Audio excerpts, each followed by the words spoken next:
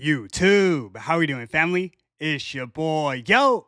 And there's another episode of the Ballpark Show. I go through every MLB game every day and try and narrow it down to the plays that I personally see the most value in. Today's Wednesday, August 6th. I have 3 games and 4 props at the end, so stick around. I do this every day for free, so please leave a like, subscribe to the channel, and let me know your favorite game in the comment section below. Without further ado, let me get into today's recap.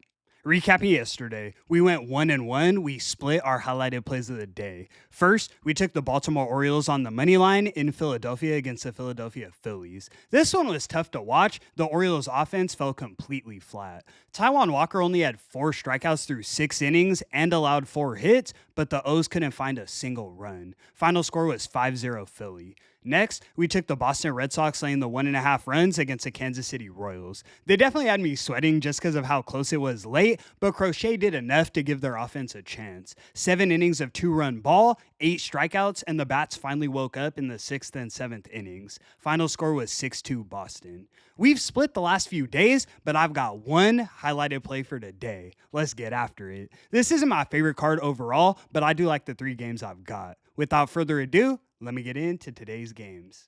In our first matchup, we have the Toronto Blue Jays in Colorado taking on the Colorado Rockies. Blue Jays are minus 218 on the money line, and the total is 11.5 runs. On the mound, we have Kevin Gausman going for Toronto, and we have Kyle Freeland going for Colorado. We've already seen it all series, but this game has blowout written all over it. Gausman has the better ERA, better expected numbers, and he has plenty of course field experience. Freeland is expected to regress further from a 5.26 ERA, so against the number 1 offense in the league over the last 30 days, I think he's in big trouble. The Blue Jays also have a massive bullpen advantage. I don't see how the Rockies compete in this one. Toronto's already scored 25 runs in the first 2 games of this series. The over's worth a look, but we're taking the Blue Jays laying 2 runs. You can find it for minus 120 odds as our first selection.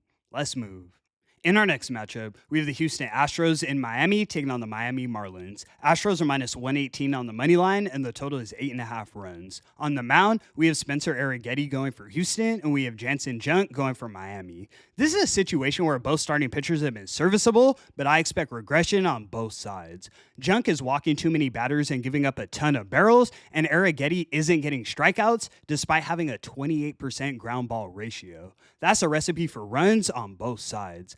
Miami's had the better offense over the last 30 days, but I think we see the Astros wake up as we've seen throughout this series. 8 runs in game 1 and 7 runs last night. Houston does have a solid bullpen, but the Marlins have been finding ways to score even late in ball games. I don't blame you if you want to isolate it to the first 5 innings, but I'm taking the Astros and Marlins over 8.5 runs. You can find this one for even money as our highlighted selection of the afternoon. Let's move. In our last and final matchup, we have the San Diego Padres in Arizona taking on the Arizona Diamondbacks. Padres are minus 150 on the money line, and the total is 9.5 runs. On the mound, we have Nestor Cortez going for SD, and we have Anthony DeSclafani going for Arizona. This pitching matchup is a bit misleading. DeSclafani has decent expected numbers, but improvement from a 4.91 ERA isn't saying much. Same goes for Cortez, but the difference is he has the number 1 bullpen in the league behind him. The second things get out of hand, the Padres have a list of guys to choose from.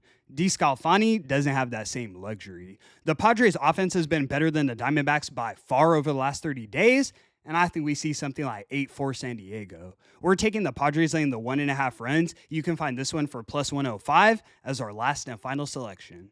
All right, guys, let's get into those props. I need to get back in that win column today. First, we're taking Corey Seager of the Texas Rangers to get 2 or more bases. He's making a ton of hard contact, and he has a 1.2 OPS against Rodon. Next, we're taking Kyle Stowers of the Miami Marlins to get 1 run or RBI. Light matchup against Arrighetti. I think the Marlins are on the board early and often. Next, we're taking Bobby Witt Jr. of the Kansas City Royals to get 1 run or RBI. 1.6 OPS against Dustin May. I think he hits a home run. Last but definitely not least, we're taking Cal Raleigh of the Seattle Mariners to get 2 or more bases. He's cooled off since the All-Star break, but he's hitting a ton of barrels, and I love the matchup against Cannon.